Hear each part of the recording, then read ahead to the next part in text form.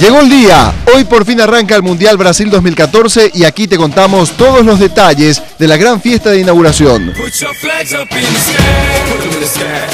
Cada organizador quiere que su Mundial sea inolvidable y por supuesto Brasil, que organiza el más caro de la historia, no quiere ser menos que sus antecesores y prepara un increíble espectáculo para el arranque de la máxima fiesta del fútbol.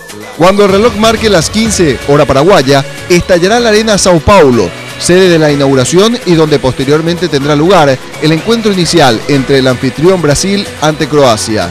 El espectáculo estará dividido en 4 actos, similar a los que caracterizan a los Juegos Olímpicos. En el primer acto se abrirá el telón, como en los teatros, y el estadio Itaquerão se convertirá en una travesía en canoa por la biodiversidad brasileña. Los presentes y televidentes de todo el mundo cruzarán así el Amazonas y sentirán de cerca toda la naturaleza selvática de Brasil. En el segundo acto, un silbatazo dará paso a la parte musical del evento y aparecerán los distintos instrumentos para ejecutar diversos ritmos brasileños y, por supuesto, acompañado de una enorme coreografía, con más de 600 bailarines que disfrutarán al ritmo del samba brasileño.